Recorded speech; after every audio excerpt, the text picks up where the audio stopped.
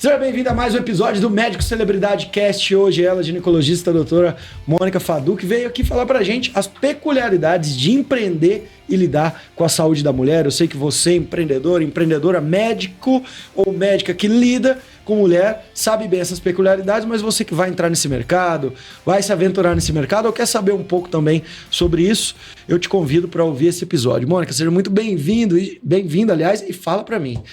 Quais são as peculiaridades, então, de empreender como médica na saúde da mulher?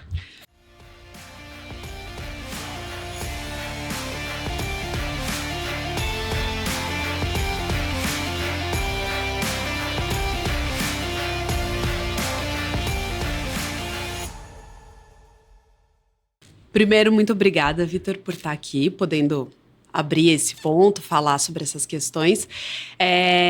Empreender na saúde da mulher é muito gratificante, ainda mais acho que hoje em dia, que a gente faz aí uns 10 anos que vem trazendo mais a questão da saúde da mulher, é muito legal, mas tem seus desafios, né?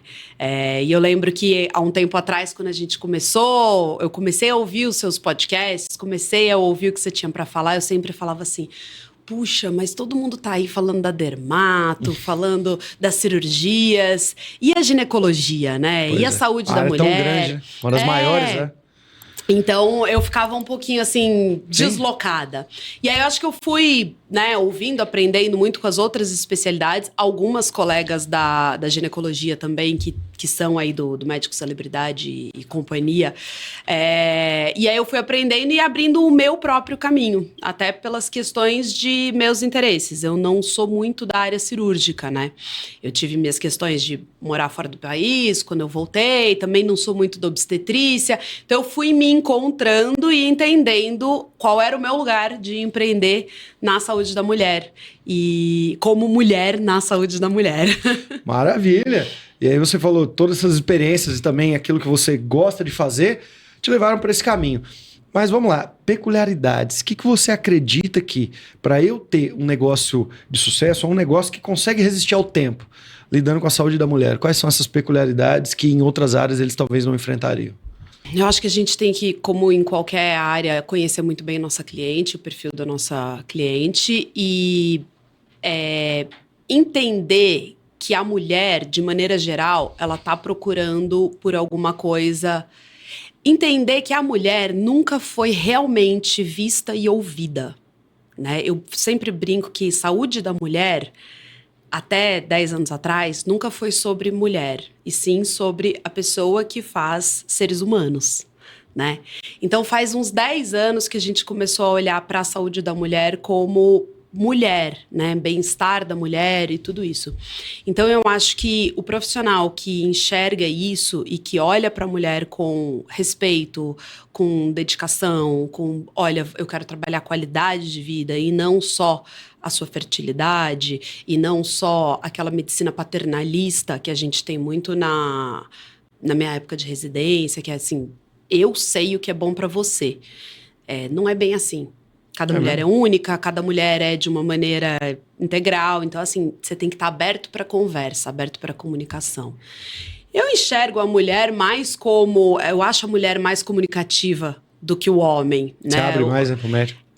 Então, assim, e ela espera essa comunicação. Então, assim, você tem que estar pronto para conversar, para ouvir, para entender as dores dela, para poder trazer uma terapêutica que vai funcionar para ela, né? E não... Ou seja, a consulta não pode ser rápida. Ah, não. Obviamente, a gente falando de um universo aí particular, ou de um empreendedorismo. Como é que funciona a sua? A minha consulta, eu já até levei bronca de vocês. É? A minha primeira consulta são 2 horas. 2 horas? 2 horas e tem um retorno de 1 hora. E às vezes arrisco dizer que 2 horas eu ainda queria mais, né? É mesmo? É mesmo. Porque nessas 2 horas você tem que escutar toda a bagagem que ela tá te trazendo, você tem que entender as dores, criar uma propedêutica, fazer o exame físico, que na consulta presencial a gente tem, e a gente acaba trabalhando com a mulher em 2 esferas. A esfera clínica e a esfera mais física, ginecológica mesmo, que é o exame do Papa Nicolau, questões vulvovaginais e tal. Só que isso tudo é junto, para uma maneira mais didática, você acaba separando. Mas é tudo junto. Então, assim, eu preciso de 2 horas para conseguir abordar tudo isso. Obviamente, nessas 2 horas, ao repetir ela tantas vezes, você tem um roteiro, mesmo que sem querer, você já deve ter um roteiro. Tem. E aí o pessoal deve estar curioso. Em 2 horas, o que tanto se fala? Eu gostaria de entender o que se pergunta dentro dessa consulta. Quais são, se você pudesse olhar como um roteiro, quais são as partes, parte por parte, e geralmente o que você pergunta em cada parte? Eu tenho uma anamnese bem estruturada, com um olhar. Primeiro eu deixo ela falar um pouco. Então eu falo assim, o que tá te incomodando, né? E às vezes a gente precisa, dependendo da paciente, dar uma cortadinha, às vezes a gente deixa ela falar. Porque eu tenho que cumprir as minhas etapas. Sim. E aí eu entro com a anamnese tradicional, história familiar, né? Já teve algum câncer, etc. Da idade da primeira menstruação, etc. E aí eu entro num ponto onde eu acho que é o meu grande diferencial. Então eu abordo sono, alimentação, intestino, porque a maioria das mulheres são constipadas, crônicas, e nunca nem pararam para pensar nisso. Você acredita que eu já falei para uns 2 médicos que o dia que alguém abrir um centro da constipação, alguma coisa do tipo... Sim! Vai bombar. Porque... Né, o centro dos enfesados. Dos enfesados. Você já tem até o nome. Porque sim, e as pessoas não lidam com isso como sendo um problema, né? Então, é parte do médico ativamente perguntar. E aí, eu tenho muitas pacientes que... Eu tenho uma diferenciação da consulta de climatério, que é de 2 horas, e endometriose, e as outras consultas mais rotina é 1 hora só. Invariavelmente, eu tenho as pacientes que falam que é só uma consulta de rotina, e aí chega lá, eu começo a perguntar e eu transformo numa consulta de climatério, porque assim, ela não sabe que ela tem queixas de climatério. Então, quando você começa a perguntar do sono, não, eu acordo no meio da madrugada 2, 3 vezes à noite. Intestino, altamente constipada. Exercício, nenhum, porque eu tô cansada, não consigo fazer nenhum exercício. Gente, isso é muito comum. Então, é bem comum. Então, são alimentação, intestino, sono, exercício, atividade física, incontinência urinária. Então, se ela perde xixi, quando tosse, quando espirra, porque também é uma questão que elas não falam, só quando você pergunta ativamente que elas vêm a responder. Vida sexual. Então, assim, também é um ponto que muita gente tá cheio de dedos em abordar, não se sente confortável, e é obrigação do ginecologista abordar isso. E elas se abrem? Elas querem que você pergunte. Porque ninguém perguntou antes. E aí tá lá cheia de dúvida. E é difícil pra mulher trazer isso pro médico. Olha, realmente, eu tenho poucas pacientes que falam ativamente desse problema. Melhorou muito nos últimos 10 anos. É mesmo? Mas ainda é um pouco difícil para alguns perfis de mulheres. E aí, depois de tudo isso... Exame clínico, os exames que elas já trazem, porque muitas delas já passaram por vários médicos, então elas já vão trazer alguns exames, levantar uma lista de problemas, discutir a terapêutica, trazer um programa de acompanhamento, orientar sobre o programa de acompanhamento e explicar as dúvidas. Então, tudo isso demora 2 horas. Mas olha que interessante, talvez a Mônica, não sei como que fazia consulta há 5 anos atrás, mas...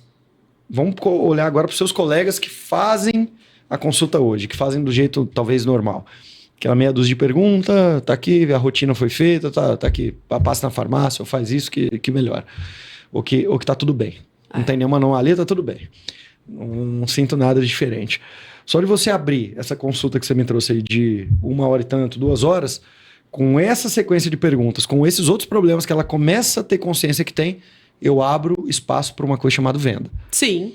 Uma coisa chamada venda de produtos que muitas vezes nem vieram procurar. Serviços que elas nem vieram procurar, só que vão melhorar muito a qualidade de vida delas. Porque no final, essa venda é para elas. É para que elas... Imagina, se eu melhoro ali a constipação, melhoro a produtividade, melhoro a vida sexual dela. Bom, o que eu melhorar vai ajudar. Por isso que é importante, né? A consulta mais longa e essa cadência de perguntas. Só que onde você acha que é o pulo do gato que você consegue, ao criar essas perguntas e essa consciência nela, conseguir conectar isso a um eventual serviço? Na lista de problemas. Então, com toda a conversa, eu tô lá anotando as queixas de maneira objetiva. Aí eu chego no final e falo assim, olha só, isso aqui é o que você me relatou. Agora, me ajuda para dar uma olhada se eu tô esquecendo de alguma coisa. E aí eu falo aquela lista de 10 Dá coisas. um exemplo.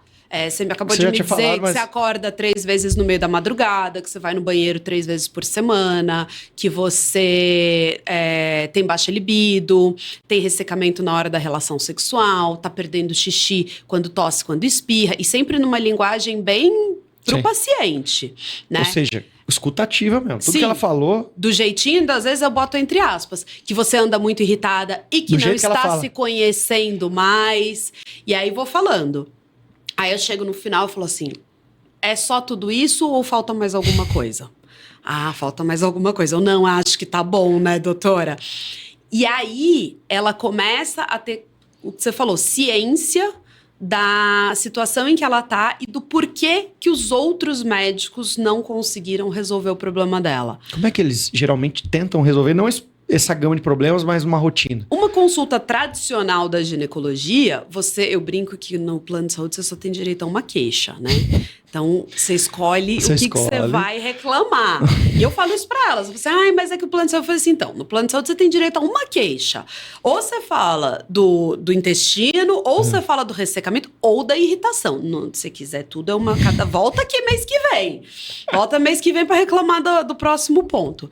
Então, quando você traz essa consciência do todo e você fala pra ela, olha, se você não dorme bem, você não vai conseguir ter uma vida sexual Ou seja, adequada. uma coisa vai desencadeando. Exato. Você começa- Então, se você não se alimenta bem, seu intestino não vai funcionar. E se o seu intestino não funciona, o que acontece? Você fica enfesada e irritada. Então, a gente precisa melhorar isso. Mas isso é do climatério? Às vezes, sim. Às vezes, com hormônio até melhora. Às vezes, não. Às vezes, é maus hábitos mesmo.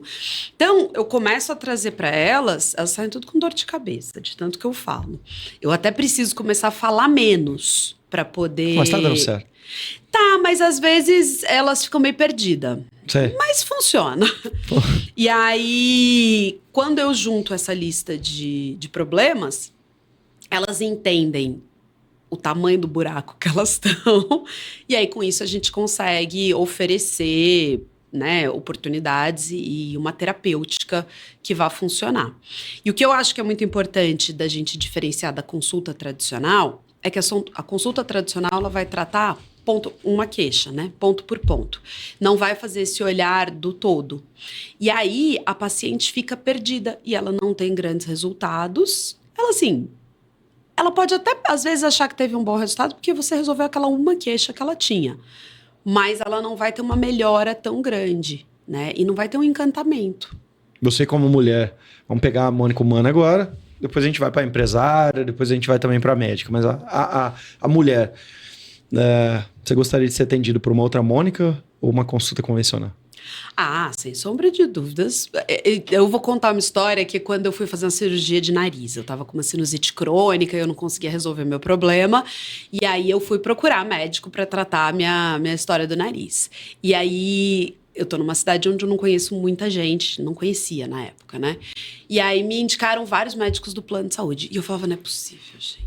Eu não aguento mais esses médicos do plano de saúde. Nada contra o plano de saúde. Mas é aquela consulta que você chega e você não sabe que horas que você vai ser atendido. E tem gente saindo pelo ladrão e todo mundo... Eu tô rindo, né? Todo mundo ramelente. Ainda era meio pós-pandemia. E eu falava assim, eu vou sair daqui pior do que eu entrei. E então, assim, não. Eu hoje não passo em consulta pelo plano de saúde. Não passo, eu passo só em consulta de médicos particulares. A minha família só é atendida por médicos. E aí não é por causa do plano de saúde ou por causa do particular. É por causa do valor do meu tempo, da qualidade, do carinho. Quando eu fui operar, eu falava que eu queria que o meu médico terminasse minha cirurgia e fosse pro clube brincar com as crianças. Por quê? Porque se tiver uma intercorrência, ele vai atender o telefone, ele sabe quem é, o que vai acontecer. Já, se ele está em outras 300 cirurgias, quem vai cuidar da minha intercorrência? O assistente dele. O residente, o assistente. Exato. Então, assim, eu tô numa fase da vida, graças a Deus, que eu quero essa diferenciação. Certo. E eu acho que minhas pacientes merecem isso. Resumindo, suas pacientes merecem e você entende que, então, a tua venda, ela causa algo maior na sociedade. Sim. Muito bom. Agora vamos para a empresária. Empreender nessa área é uma boa área? É uma área que eu amo. Não sei, eu acho que tem áreas melhores. É uma boa área, sim, mas tem os desafios do atendimento clínico, né? Então, assim, a gente tem que se rebolar um pouco mais, tem que ser mais criativo, tem que ter uma personalidade que gosta muito de conexão pessoal. Então, eu acho assim, é uma boa área, porque é a área que eu estou, mas depende muito da pessoa, né? Então, eu acho que é pé cansado pra chinelo velho. Entendi. Conta para um amigo, para um colega teu que está ouvindo. Se ele quisesse montar um serviço particular para lidar com mulher na ginecologia, que aí tem as rotinas, o que ele deveria pensar na área de produtos, que poucos pensam. Eles aprenderam a fazer o parto, aprenderam a fazer consulta de rotina, aprenderam a fazer, tudo aquilo que um gineco faz, só que aí ele entra para o mercado que se ele ficar tentando viver de particular de consulta, ele vai ter o preço da maior consulta do Brasil ou ele não vai conseguir viver bem. Então ele precisa, nos mercados de hoje, até uns anos daria para viver bem, nos mercados de hoje ele precisa se reinventar e buscar soluções para o paciente dele, porque afinal o paciente buscou uma solução quando procurou ele, não foi só uma consulta. O que ele tem que prestar atenção nessa área de produtos? Olha, eu acho que a área da ginecologia e obstetrícia, ela é uma área gigante. A gente tivemos numa clínica recentemente, depois a gente fala sobre isso, é gigante. Então, assim, isso eu acho muito legal. É igual você falar assim, vou fazer medicina. O que da medicina você quer fazer? Você tem um mundo, você pode até virar presidente, né? Juscelino Kubitschek. Mas na ginecologia e obstetrícia é a mesma coisa. Eu vou cuidar de mulher. Tá. Nos últimos 10 anos, a gente entendeu a saúde da mulher. Não existe mais o ginecologista obstetra. Não. Você tem que entender para onde você vai. Até porque, dentro do seu coração, é impossível você abraçar tudo. A sua família não vai aceitar que você faça isso tudo. Entendeu? Então, assim... você está dizendo que tem que largar a obstetrícia. Não, eu acho que a obstetrícia tem um lugar maravilhoso e um campo, assim, incrível. É que eu nunca fui melhor amiga da obstetrícia, desde a época de residência. Eu sempre gostei mais da ginecologia. Desde a residência eu tinha isso muito claro. Eu falava, eu vou fazer ginecologia. Aí eu falava, você é louca, você não vai ganhar dinheiro nunca, porque não existe ginecologia. Todo residente ganha dinheiro com obstetrícia.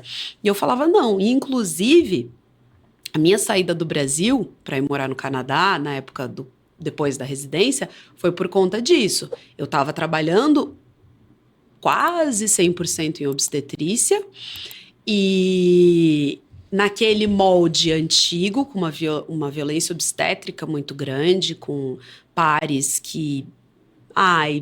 não é legal, né? E aí eu briguei com a medicina. Então eu falei assim, se é isso que a medicina tem para me oferecer, eu não vou trabalhar com isso. É aquela história assim então por que o médico atende plano de saúde se ele vai fazer um trabalho mal feito? Gente, não faça, não atenda, muda. Você se chacoalha. Você tá infeliz? Se coça. Eu tava infeliz, eu me cocei, fui mudar pro Canadá. Continuei infeliz, me cocei, voltei pro Brasil. E aí fui, cavar o meu lugar.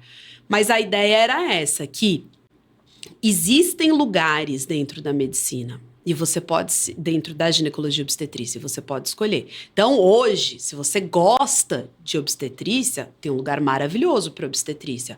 Você pode ir para os partos humanizados, você pode ir para as equipes de parto. O meu parto da minha segunda filha foi a coisa mais linda do mundo. Eu quase voltei a fazer obstetrícia por causa do meu médico.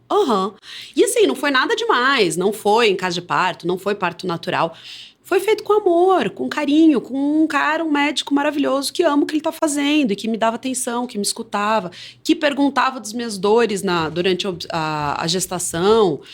Então, assim, tem um lugar muito especial dentro da obstetrícia. Não gosto de obstetrícia, eu gosto de cirurgia. Tá bom, tem um lugar lindo dentro da cirurgia. Daqui a pouco a gente não vai mais ter cirurgiões. Galerinha que tá se formando aí não quer saber de operar. Tá faltando mão cirúrgica. Então, dá para você fazer uma especialidade cirúrgica dentro da ginecologia maravilhosa. Dá para ter os procedimentos de HPV e outras questões, tá? Não, eu não tenho jeito para cirurgia, vou para clínica. Tem lugar também. criança, adolescente, ginecologia endócrina, climatério, menopausa, procedimento, estética. Então, primeiro eu acho que você tem que encontrar o que faz o seu coração bater, né? Encontrou o que faz o seu coração bater? Vai lá e vê o que está faltando. Porque eu acho que, né, aí você começa a olhar para o produto, mas eu ainda acredito, talvez eu seja um pouco ingênua, eu ainda acredito que o primeiro passo é onde faz o coração bater. Não, mas com certeza. Não, mas com certeza, né? E aí, pensando então no teu caso, quando a gente olha para essa área de produtos, como é que você teve o raciocínio para criar os seus serviços, os serviços que vão além do que a consulta convencional geralmente faz? Eu penei demais. A tua equipe bateu ali em mim pra caramba pra eu conseguir fazer isso. Começou lá do HiMed, você falando, eu falo que faz um ano e meio que eu escuto a mesma coisa. E pra mim foi e é, porque ontem eu estava fazendo isso, hoje de manhã acordei às 6 horas da manhã, porque eu não conseguia mais dormir. Levantei e fui organizar isso, porque eu quero reorganizar.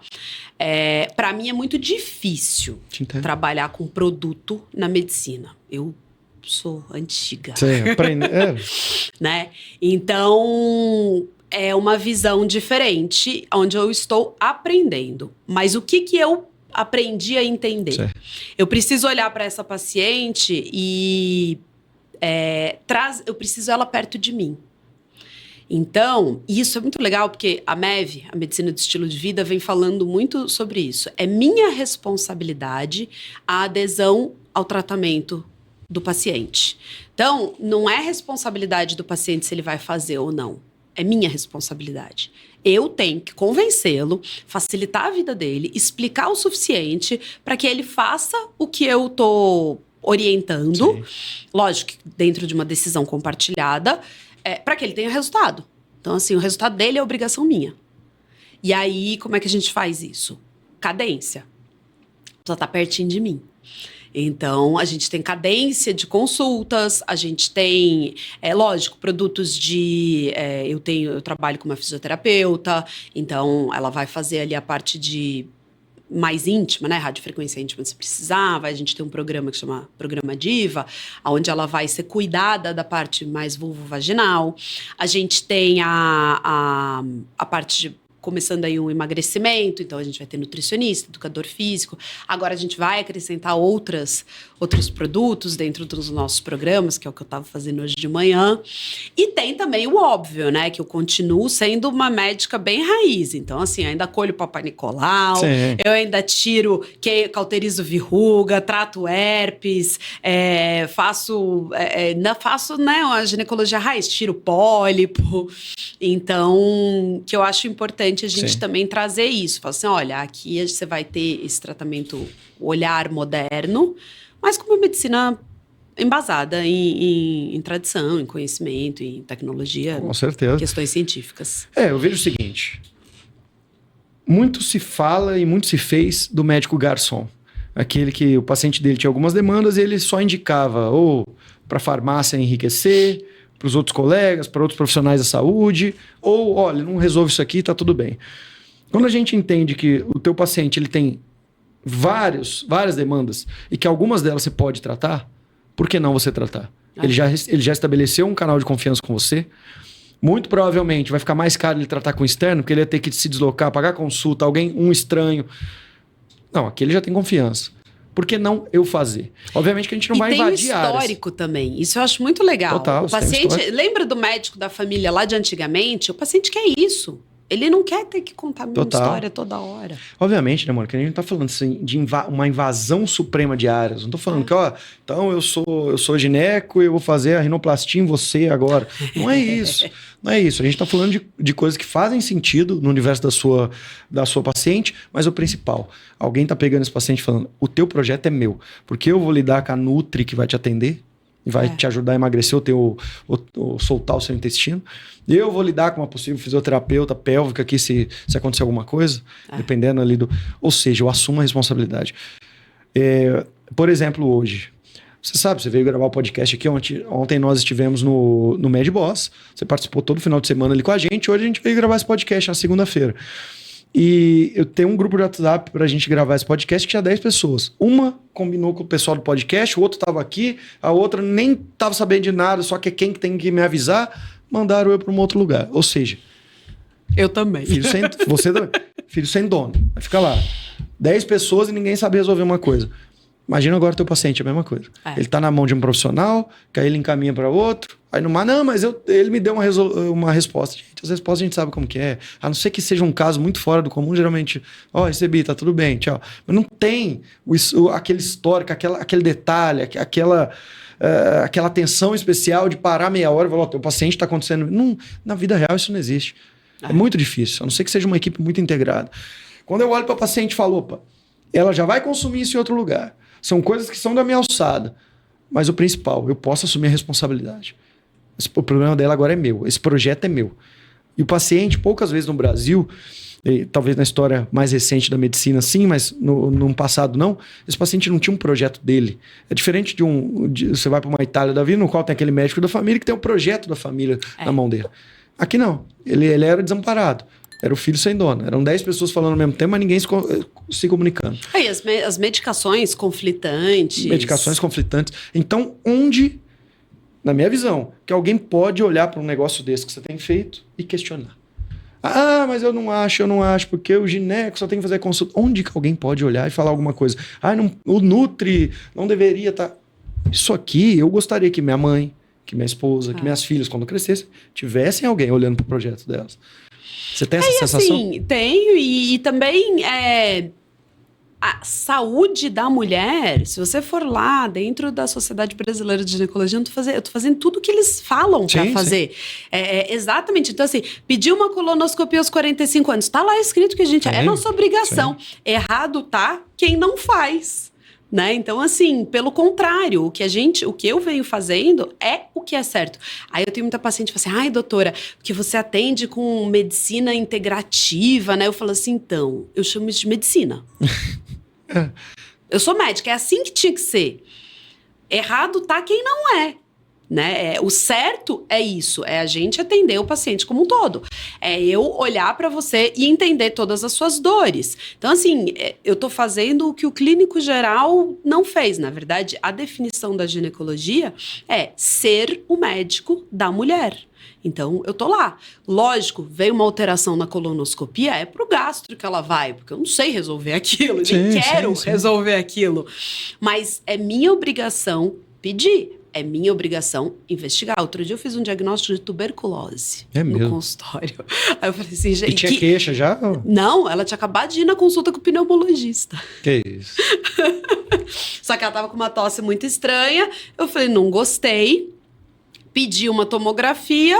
E ele não tinha... Aí ela me mandou o resultado da tomografia. Eu não entendi direito, porque não é da minha área. Eu falei, eu sei que não tá legal. Não gostei.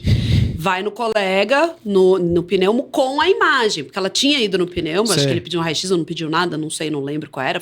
Tratou para alergia, não lembro qual era a questão. Eu lembro que ela tinha ido no pneumo e ele não pediu nada. Aí ela me mandou uma mensagem, doutor, eu comecei o tratamento para tuberculose. Fiquei desesperada, né, porque a minha sala nem janela tem. Mas não foi a primeira vez. Mas é isso, entendeu? Aí ela contou pra todo mundo, porque a minha ginecologista fez o diagnóstico de tuberculose. Gente, isso é medicina. Sim, né? Isso é medicina. Certo. Então, assim, cabe a mim. A paciente estava tossindo, feito uma doida. Ela chegou lá, tossindo. Eu tenho que abordar a tosse dela. Eu sou médica. Né? Então, eu acho que assim, o grande diferencial do profissional hoje, que ele quer se destacar, que ele quer empreender, ele quer trabalhar com isso, é esse olhar. E na ginecologia... pelo menos da minha turma, da minha época, estava fragmentado no sentido de... Se eu preciso atender em 10 minutos, 15 minutos, como é que você vai pedir um ATC de tórax por causa da tosse? Você não vai nem escutar a tosse dela. Então, assim, quando você você olha, você se propõe a fazer aquilo que você se propôs a fazer no início da residência, mesmo que a residência te quebre para fazer algo completamente diferente, porque você tem que gerar 72 pratinhos, é aí que está o cuidado da mulher. Então, é aí que está, né, a minha paixão, é aí que está o empreender e fazer diferente. No fundo, quais são as dores que a mulher, entre aspas, compra, na tua visão? Ou soluções para essas dores, obviamente. Eu, na minha área, é muito climatério, né? Então, assim, resolução do desânimo, do desespero que ela tá. Porque a paciente no climatério, ela chega desesperada. É mesmo. Ela chega... Eu brinco que sabe plantinha que ficou o dia inteiro no sol e tá murcha, você fala, ih, vai morrer. Vai morrer. Aí você fala, vou botar uma aguinha pra ver se ela vai pra frente. Não vai. Aí você põe uma aguinha e no dia seguinte você olha, ela tá lá, toda bonitona. Então, assim, a ginecologia é isso. Ela chega no meu consultório, você fala, ih, cruz credo, tá péssimo. Tanto é que eu não tenho essa estatística, mas assim, arrisco dizer, de 50% a 60% das minhas pacientes foram primeiro no psiquiatra. É mesmo. E essa é uma batalha que eu tenho ali no meu Instagram, que é pra falar, assim, nada contra o psiquiatra, não, te entendo, acho que tem que ir no psiquiatra. No primeiro momento ela acredita que é só... Ela acha que ela tá ficando doida. Então, assim, é muito comum. E você levanta essa bandeira, né? Que eu já vi algumas vezes. Levanto e falo, ó, gente, se você acha que você tem que ir no psiquiatra, vá no psiquiatra, sim, mas vai no ginecologista também. Mas saiba que tem relação. Hoje, e isso também é uma coisa legal para os psiquiatras, olhar para a saúde da mulher. Então, assim, ter um ginecologista aí junto para trabalhar, para entrar nessas questões, porque não são coisas separadas. Não. Com certeza não. Vamos lá. Por que você resolveu empreender? Podia ter ficado ou no SUS, ou atendendo plano de saúde, por quê? Olha, isso aí é uma questão interessante. Eu não resolvi, né? Eu fui resolvida. Ah, é? Fala pra... Querer, eu acho que se dependesse de mim mesmo, eu ainda tava lá no SUS. Alguém teve que te empurrar? O que aconteceu? Quando eu voltei do Canadá, minha formação, residência, tudo no Rio de Janeiro. Então, grandes amigos, área aberta. Você é de São Paulo e foi fazer residência no Rio? Fiz faculdade, residência, tudo tinha lá. E lá eu tinha um caminho muito bonito. Mas eu casei com um canadense, fui morar no Canadá. Achei que você tinha conhecido ele lá, foi aqui. Conheci no Rio de Janeiro. E aí eu tava brigada com a obstetrícia, com a medicina, ele tava meio de mal. Aí eu falei assim, eu vou aprender inglês. Aí você não foi trabalhar lá? Não, fui. Só foi? Fui. Aí fui, aí lá eu falei, vou ficar. Aí eu fui trabalhar lá, não trabalhei com medicina assistencial, eu trabalhei na parte administrativa, trabalhei na parte financeira de alguns projetos, em relação a mulheres, mas não como médica, mas como IMG, International Medical Graduated. Então, assim, era um negócio da saúde. Mas eu não tenho hands-on, então eu não podia lidar com o paciente. Estava fazendo lá o processo, aí engravidei, coisas da vida, tive uma depressão, voltei pro Brasil. Quando eu voltei pro Brasil, grávida, eu vim para São Paulo, que a minha família toda é de São Paulo. E eu não conhecia absolutamente ninguém. Trilhou um caminho. Não conhecia ninguém, não conhecia nem a cidade. Tipo assim, morei até os 17, 18 anos em São Paulo. Então, eu não sabia nem dirigir em São Paulo. E aí, fui começando e tive excelentes oportunidades em São Paulo. Minha vida estava super bem estruturada. Eu estava muito feliz. Eu estava ganhando bem. Não queria empreender. E aí, nasceu a minha segunda filha. Veio a pandemia e a gente se mudou para São José dos Campos. Porque meu marido não aguentava mais São Paulo. Apartamento, não era vida para ele. Então, a gente foi para São José dos Campos. Lá em São José, caminho tradicional da medicina, vou mandar uns currículos. Nem era tão tradicional, porque o médico nem mandar currículo manda, né? A gente não sabe nem fazer currículo, não sabe nem o que é LinkedIn. Eu descobri lá no Canadá que era LinkedIn. Aí mandei alguns currículos e tal, e pandemia, todo mundo desesperado, agarrado nos plantões, nada. É mesmo? Nenhuma oportunidade. Eu falava você não tinha nenhum colega? Não conhecia ninguém em São José dos Campos. Você sem referência, aí o pessoal já... E aí, assim, eu lembro de ter verificado meu currículo para ver se tinha erro de português. Se eu tava mandando o arquivo errado. Porque eu falava, não é possível, o meu currículo é bom. Nem um plantãozinho? Nada. Aí eu falei, tá. Sentei chorando com o marido e falei assim, o que a gente vai fazer? Aí ele falou, monta a sua clínica, você sempre quis, você tem um projeto, você tem uma visão.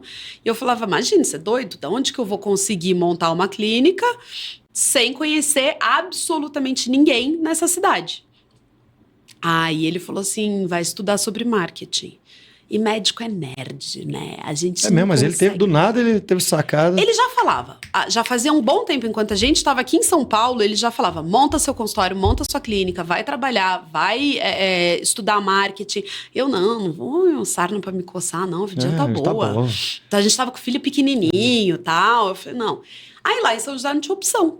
Não tinha nada acontecendo e eu falava, tinha uma filha pequenininha Ele também, falou, tinha a segunda fecha o filha. livro, só uns 2 meses da ginecologia e vai estudar marketing. E aí eu falei, tá, então se eu tenho que aprender sobre marketing, eu tenho que fazer um curso, porque a gente gosta de curso, a gente adora um curso. Diploma, curso. E aí eu te achei no Google. Eu lembro. Na época do Médico de Celebridade. Eu lembro. Te achei no Google, entrei, mandei uma mensagem, aí eu lembro que você falava assim, pelo valor de um plantão, você consegue fazer não sei o quê. E aí eu falei assim, nossa, né, não tem nem o plantão pra pagar. Eu tô na situação... Ele, não, faz. E assim, a gente já errou tantas vezes, já gastamos dinheiro em tantas coisas. É uma compra errada, paciência. Aí eu fiz...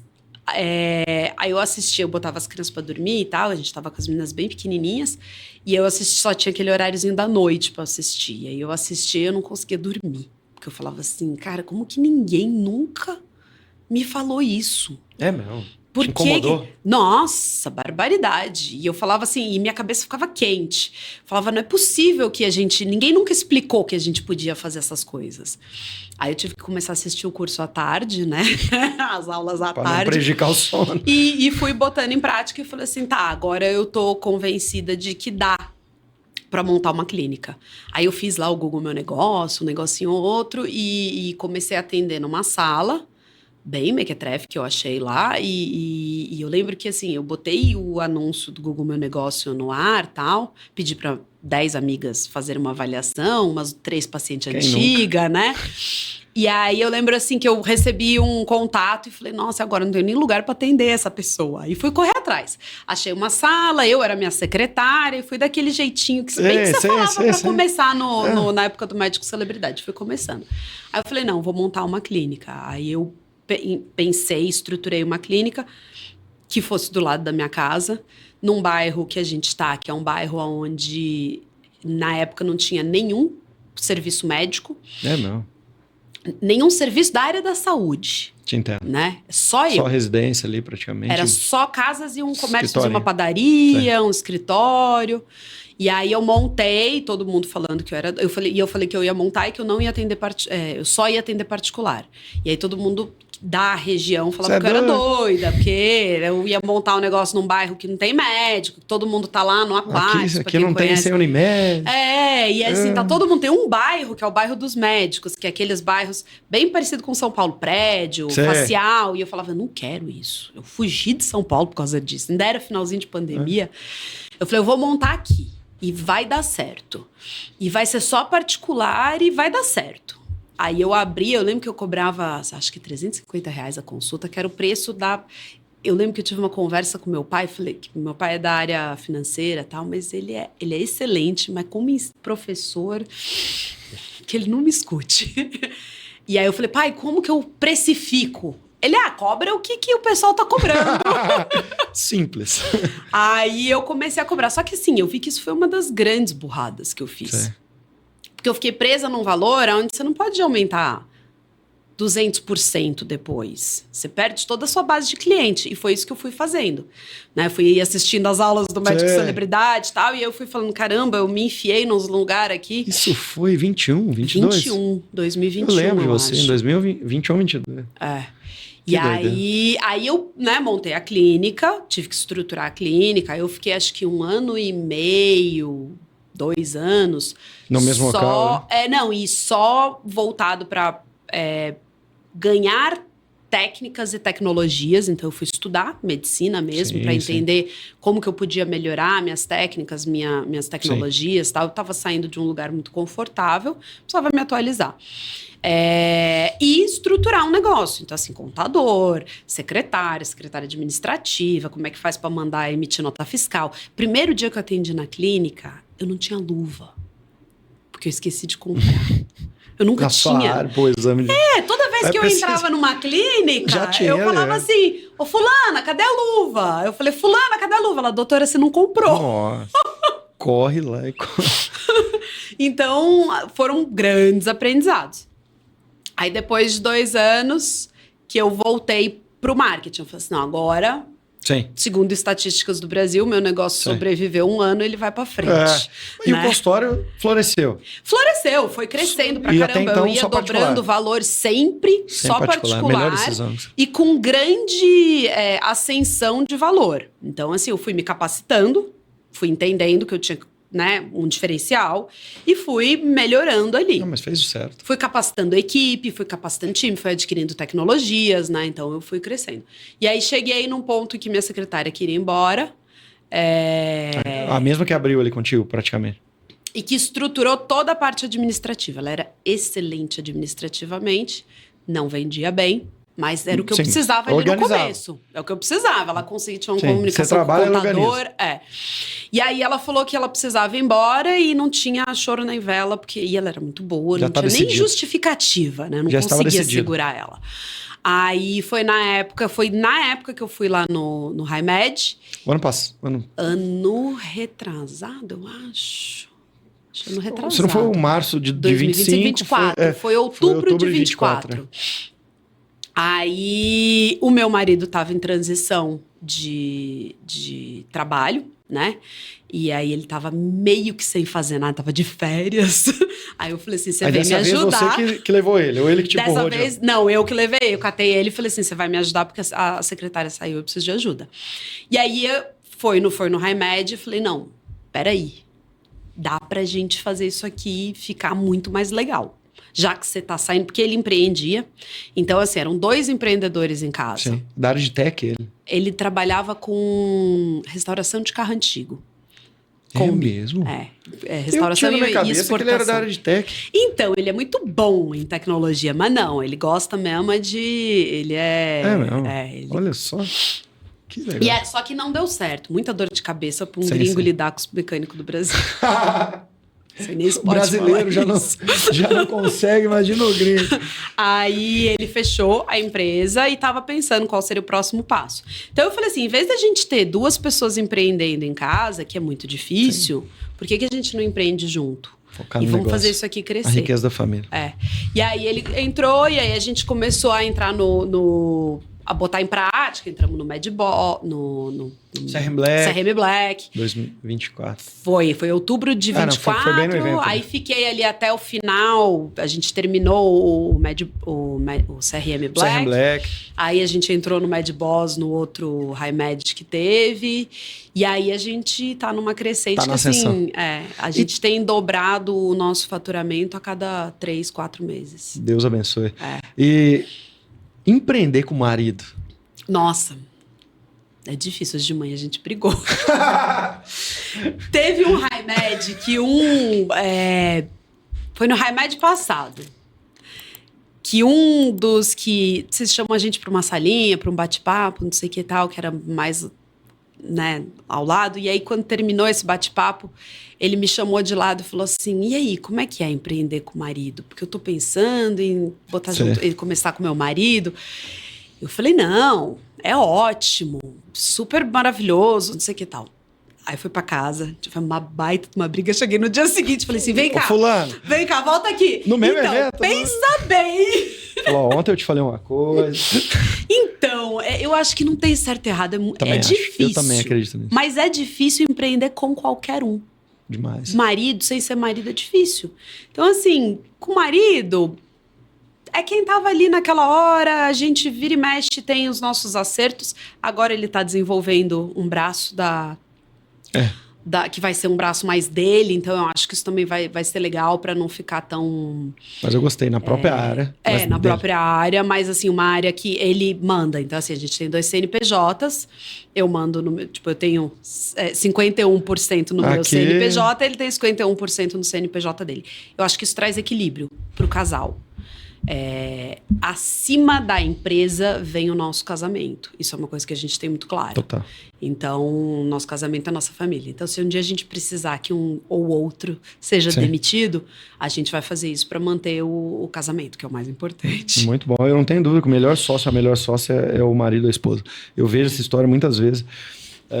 Dificilmente um sócio externo, porque ele não vai estar na tua casa para você olhar bem e falar, não, pera, eu já passei tanto com essa pessoa, desculpa aqui, desculpa ali. Aí vira só mágoa, esses sócios externos, e acaba que acontece o que aconteceu com muito colega teu. Nessa tua jornada empreendedora, 2 grandes acertos que você teve na vida. Começar. Então, assim... Demorou? Demorei para começar.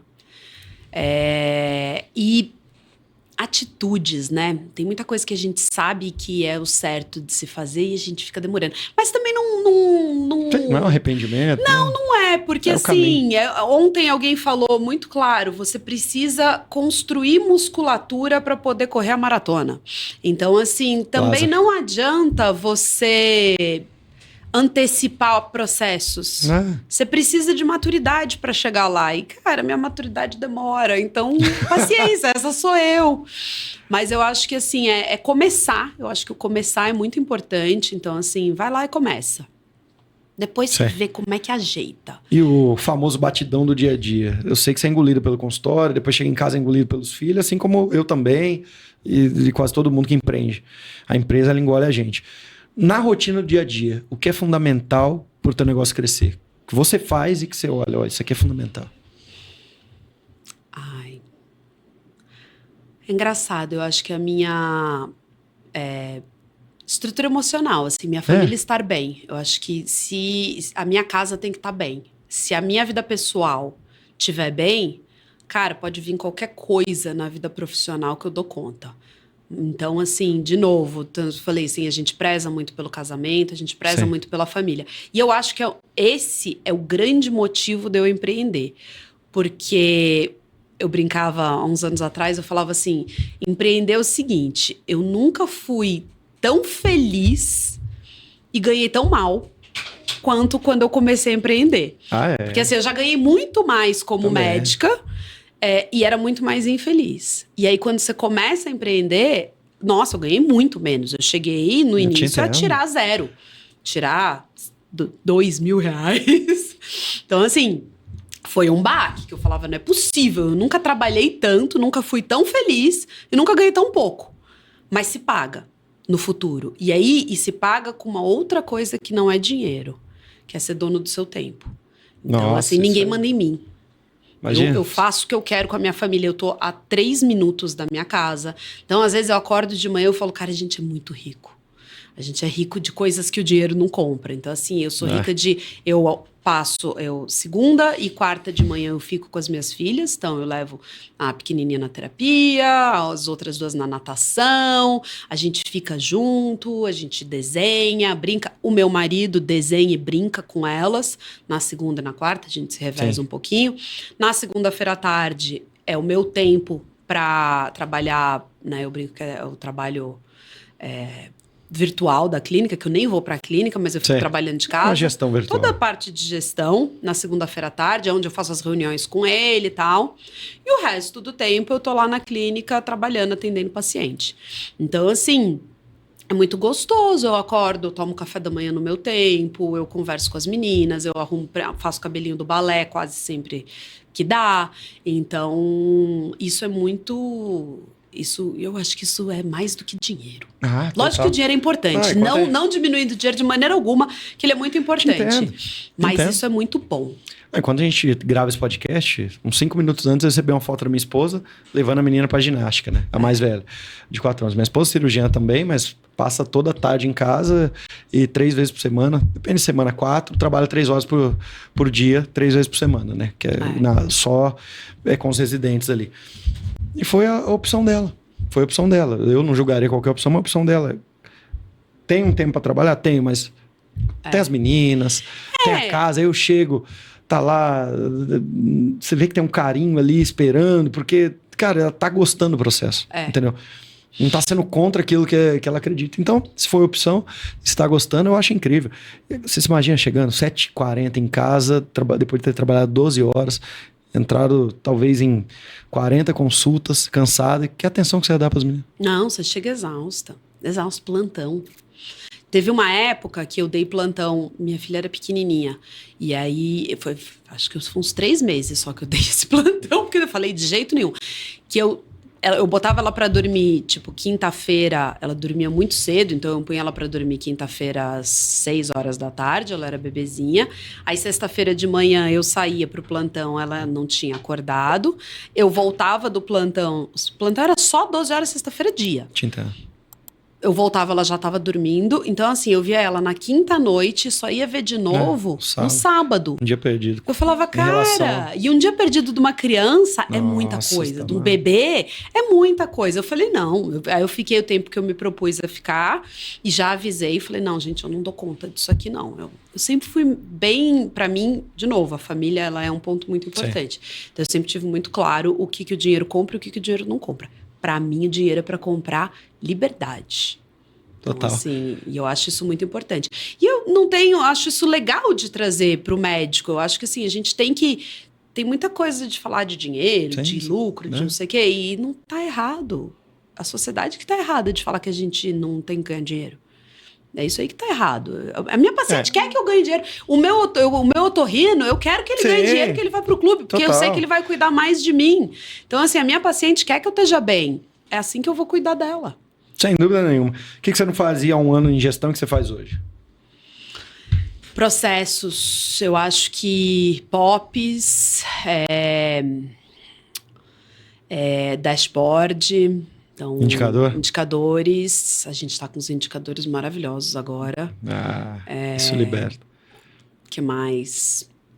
Investimento em marketing, a gente sempre investiu em marketing, mas ser mais arrojada, botar mais dinheiro mesmo e falar... Escalar.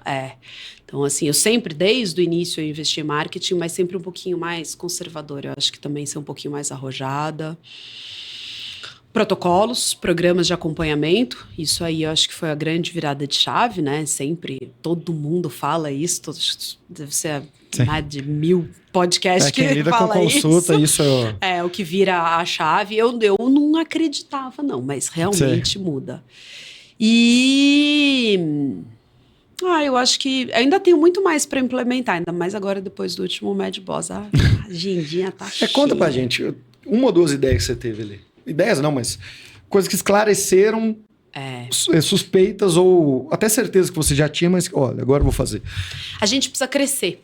Então, assim, a gente estava meio que evitando, até porque eu acabei de comprar uma casa, então a gente ainda estava olhando, eu brinco que eu tento dividir assim, 1 ano é crescimento pessoal, 1 ano é crescimento profissional. Então, em 1 ano, a gente faz as escolhas de crescer, tipo assim, aonde eu vou aprender, vou investir mais em medicina, então eu vou trabalhar um crescimento pessoal e profissional, mas nesse sentido. E é onde a gente comprou nossa casa, é onde a gente investiu no cachorro e essas coisas. Então, foi o ano passado. Esse ano é o ano de investir na clínica. Então, a gente já sabia que esse ano ia ser o ano de crescer. Ano passado eu não queria crescer. A gente sentou e teve essa conversa. Num ponto, a gente teve essa conversa clara. Falou assim, e aí? Chegou ali mais para março, abril. A gente vai crescer ou a gente vai aproveitar? A gente falou, não, esse ano a gente vai aproveitar. Tinha acabado de comprar uma casa, tava ali decorando a casa, tá? Então, esse ano a gente vai aproveitar, vamos dar um respiro. Fiz alguns cursos que eu tava para fazer, investi em conhecimento de medicina. Esse ano é o ano de crescer. Esse ano é a faca no dente. Então, esse ano a gente já sabia que a gente ia ter que crescer, mas crescer dói. Dói. Então, assim, a gente estava tentando crescer de pouquinho, só que também não dá, né? O crescimento, ele é um estirão, assim. Então, a gente entendeu que a gente vai ter que contratar uma pessoa nova, que a gente vai ter que se organizar e estruturar para crescer fisicamente. Então, a gente vai precisar de um outro espaço, mas antes a gente precisa ganhar mais dinheiro para poder, né? Sim. Não, que nem a gente escutou ontem, não se começa com o gasto, começa com o ganho. Então, a gente vai contratar mais uma secretária, melhorar a nossa estrutura de atendimento, otimizar a nossa estrutura de atendimento para provavelmente no segundo semestre tá aumentando geograficamente a nossa clínica. Já tem esse projeto de expansão? Vai depender do vizinho querer alugar a sala, mas vamos expulsar ele. Vai acontecer. Eu tenho certeza que vai acontecer. Nesse Mad Boss a gente visitou uma clínica grande, Nossa, 9 andares de clínica. maravilhosa. Praticamente, se eu contar os administrativos, 9 andares de clínica, 150 funcionários, praticamente aí mais de 130 milhões de faturamento ano. O que você aprendeu? Ou o que você notou que tem nessa clínica e que não é que eu não digo que falta na sua, mas alguma coisa nova que você notou ali? Ai, eu admirei demais, achei lindo, achei curioso que é uma área, eu falei de várias áreas da ginecologia, não falei da infertilidade, né, da reprodução, que é uma área maravilhosa, que não brilha muito meus olhos, não, mas assim, achei incrível. Nossa, eu acho que em todos os aspectos eu quero ser igual a eles quando eu crescer, sabe? Assim, é impecável. Tudo lá era impecável. O sofá é branco e não tinha uma almofada amassada. Os livros estavam todos milimetricamente colocados no ângulo. E a gente tá falando de um spa de quase 3 mil metros. Não tinha um LED queimado. Tinha mentira. Você notou isso? Um LED queimado nos Você é muito detalhista. Quantos andares? Não foi eu que notei, não. Foi meu marido. Nós passamos, se eu não me engano, por 5. Eles, se eu não me engano, eles têm 9, contando. Tem andar que só tem uma salinha, mas quase 3 mil metros de clínica ali. Assim, de tudo que a gente viu, ele viu um LED queimado. E assim, o LED queimado é a coisa mais comum que tem. Imagina então, assim, 3 mil metros. É impecável. A administração deles, você vê o cuidado que eles têm. E é isso que eu quero. Então, assim, eu quero que o cuidado da minha clínica... Porque se você tem esse cuidado com o seu espaço, se você tem esse cuidado com os seus clientes, cara, você tem... fato que você entrega uma entrega boa, você entrega excelência. Então, assim, eu quero isso. Eu olhei, eu falei assim, eu não vou mais aceitar menos do que isso. Então, assim, se o LED queimar, vai ter que trocar no dia seguinte. É isso, mas começa com essas pequenas coisas. Então, assim, é o LED, é o livro no lugar. A outra coisa que eu achei brilhante, que a gente já implementou também, é a jornada do paciente deles. A gente já tinha uma jornada do paciente, mas aquela jornada do paciente é muito robusta e a gente vai aperfeiçoar a nossa para ter uma jornada do paciente bem clara, com NPS em cada ponto. Então, assim, cada parte vai ter um NPS, a gente tem um NPS geral. Meu marido é obcecado por métricas, né? Ele ama as métricas. Então, assim, ele amou a palestra. Então fez sentido para ele. Muito. Ele ficou assim, ele tava em cólicas ali. Então, assim, já é uma coisa que a gente vinha fazendo. A gente vai otimizar as métricas de NPS para cada etapa, para poder também ter uma jornada do paciente bem organizada. Bem estruturada. E não ter medo de crescer. Eu acho que aquilo lá foi também um pouco a velocidade que ele conseguiu crescer e crescendo, se organizando rápido. Então, assim, dá. Eu conheço poucos médicos que em 9 anos, até se eu colocar 30 anos, que conseguiram chegar acima dos 100 milhões de faturamento ano, igual ele fez. É uma escalada, assim, fenomenal. Tudo e rápido, né? Rápido. Agressivo. Agressivo, e uma coisa que eu sempre falo para vocês... Tem tempo para tomar café com a cadeia de valor, coisa que pouco médico tem e que os que crescem têm. E é de maneira intencional. Então, se a gente for ver a cadeia de valor da Mônica, poxa, Vitor, eu faço esse exame, talvez eu vou ter que usar um material para fazer esse exame, talvez eu vou ter que usar um ultrassom para fazer esse exame, talvez eu vou ter que usar algum farmaco para fazer, não só o exame, mas agora para dar o estímulo ou fazer o tratamento com o meu paciente, talvez eu vou usar Bom, tem toda uma cadeia de valor. E ali a gente viu. Tem laboratório alugando espaço ali dentro. Isso é uma coisa que eu já sonhava. É que eu sou muito pequenininha, mas eu vou chegar lá. Mas eu acho genial você resolver a vida. A gente, como paciente... Quer comodidade. É isso que você quer, ainda mais em São Paulo. Com certeza. Imagina, em São José tudo bem, é mais tranquilo você se locomover. Mas em São Paulo, você quer chegar num lugar e quer que resolvam sua vida. Pois é, ser cômodo e não incômodo. Então, eu chamo isso de mapa de valor, né? Todo esse ciclo aí do paciente no mapa de valor. Quais são as coisas que realmente fazem o paciente sentir que tem valor na clínica? Então, a gente pega toda a jornada e olha, não, esses 5 pontos precisam estar perfeitos. Ali, eu contei os 5 pontos deles. Né? Desde da consulta, coleta, inseminação, tudo. Os grandes pontos de valor deles eles fazem isso com excelência, tem um espaço de excelência, tem profissionais excelentes, ou seja, eles entenderam o jogo. Muito, muito incrível. Não tinha, assim, lógico, nunca passei pela experiência de cliente. Imagino, quase como uma inveja, espero que algum defeito tem que ter. Ah, não, tem. A operação toda tem defeito. Não é possível. Alguma falhazinha tem que ter. Mas na nossa visita, eu não achei nada. Tipo assim, era tudo perfeito. Não tinha um detalhe. Tudo perfeito. Então, assim, é bem uau. Não tinha um detalhe. Me fala o que você quer pro futuro. Ai, ser igual a eles quando eu crescer. Não quero não, de verdade. E acho isso muito interessante. Que foi abordado também, tanto lá quanto ontem no Mad Boss.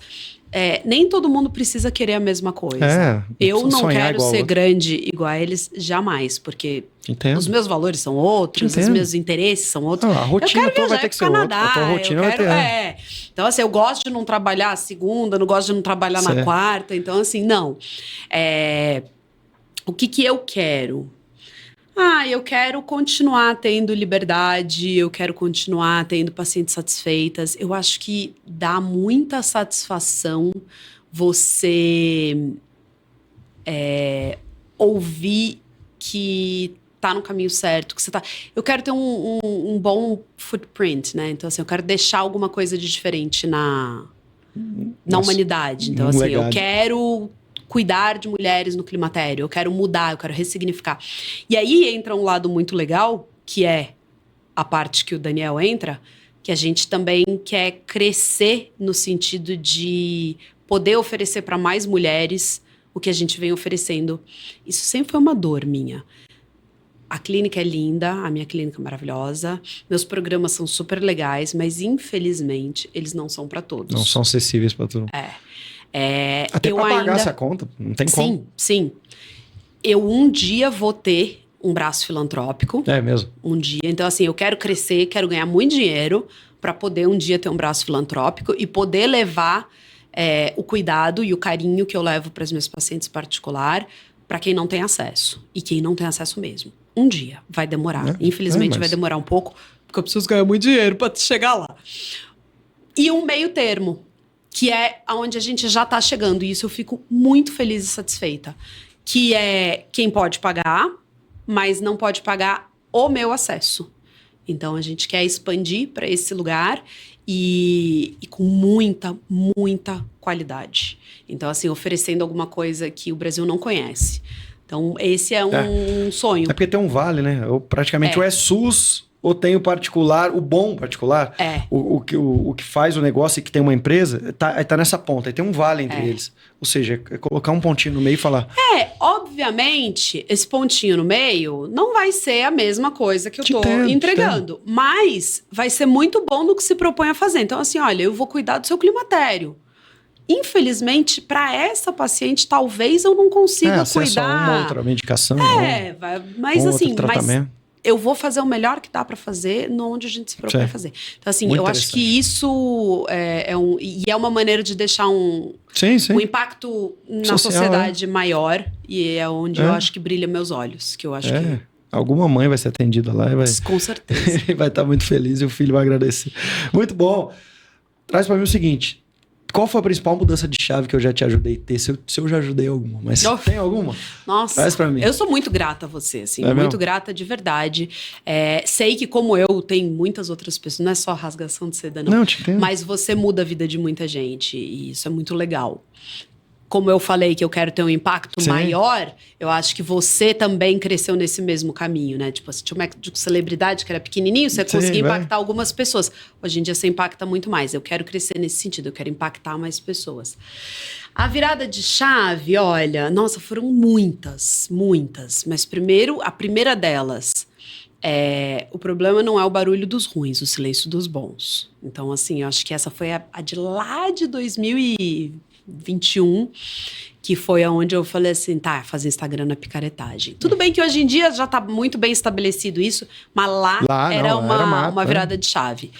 E a última foi que a gente precisa precisa ter os valores bem estruturados, né? Então, as precificações, elas precisam estar adequadas. As minhas não estavam e vão estar. E estarão, isso aí. Estarão semana e que a vem. Mônica, vou sentar daqui 6 meses, será outra e falar... Essa foi, mas agora vamos pro Então, próximo assim, desafio. melhorar aí as precificações foi uma grande virada de chave, assim, tipo, eu tenho potencial para muito mais do que onde eu estava. E se eu usar esse potencial, eu vou poder melhorar toda, né? Eu vou poder chegar mais rápido lá no meu impacto Sim. social que eu quero fazer. Então, assim, Com eu acho certeza. que E vai dar certo. essa foi a virada de chave.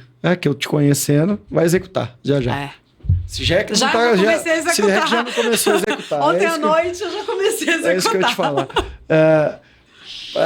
Teve alguma pergunta que eu não te fiz que você gostaria de responder? Alguma coisa que você gostaria de agregar aqui pra gente? Essa pergunta geralmente ninguém sabe falar. Não, eu gostaria de agradecer mesmo. Eu acho que assim, o trabalho que você faz é muito bonito, muito legal e é muito bom poder ver médicos crescendo de maneira ética, de maneira adequada, todo mundo fazendo a sua parte e trazendo aí uma visão para a medicina que tá tão difícil, né? Total. Então, e assim, eu acho que tem um ponto muito interessante. O que será da medicina aqui para frente? Vocês falam muito do imprimindo médicos. Eu ainda vou além. E a IA na medicina? Vai substituir muita coisa. Eu Exames de rotina. Muita coisa. Acho que vai ser muito... Eu acredito que quando... Vai ter muita coisa aí. A grande discussão que eu tenho participado, muito mais como leitor e ouvinte, mas de vez em quando sou levado à mesa também, é o impacto que a IA vai causar aliado com a biotecnologia. Então, implantes, relógios, anéis, o quanto que aquilo vai conseguir impactar e aí sim substituir em grande escala trabalho médico. Então, eu estou imprimindo médico numa ponta e tirando trabalho em outra. Mas eu acredito muito que quem vai para o lado que você já foi, que bom que você plantou a semente lá no passado. Sim. Vai estar um pouco mais blindado. Eu acho exatamente isso, que a parte clínica, a minha área, eu acho que vai sumir. Então, a gente está se preparando para isso. Então, assim, parte do projeto do Daniel, parte do meu crescimento vem do seguinte fato. A hora de surfar a onda é essa, porque amanhã ou depois, eu não sei se vai demorar 3, 5, 10 ou 15 anos, mas vai acontecer. Então, assim, a gente vai estar preparado para isso. Eu vou aprendendo junto.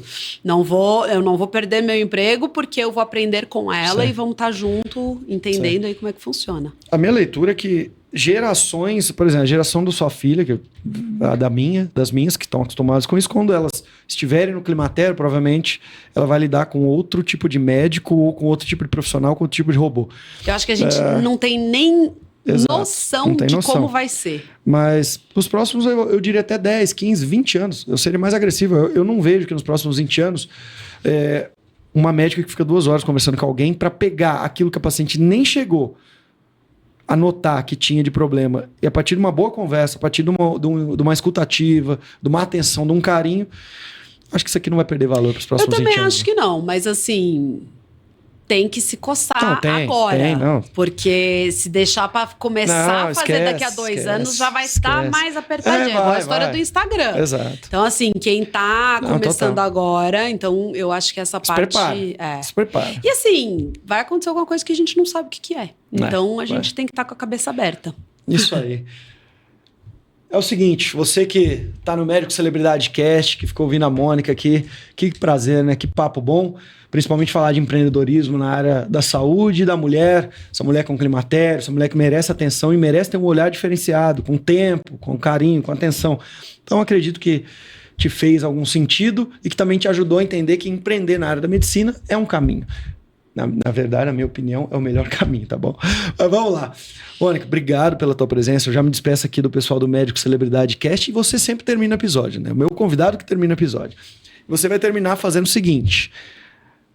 Eventualmente você vai aparecer no celular de todo mundo que é médico. São 600 mil pessoas que agora, alguns estão dormindo, outros estão namorando, outros estão no plantão. Do nada apareceu lá a Mônica. Falou, calma. E você vai dar um recado para eles. Eu não sei que recado que é. Não sei se é um recado positivo, negativo, de atenção, de alerta, de incentivo, de dica. Eu não sei. Mas você vai falar com o seu colega médico. Eu já me despeço de vocês e até o próximo episódio do Médico Celebridade Cast. Colega médico, eu acho que a hora de fazer é agora. Não dá para ficar esperando muito mais. A gente não sabe o que vai acontecer no futuro. Você já tem as ferramentas que você tem. Então, vamos trabalhar com amor, vamos trabalhar com organização e vamos tirar o projeto da gaveta e começar a fazer, que a hora é agora.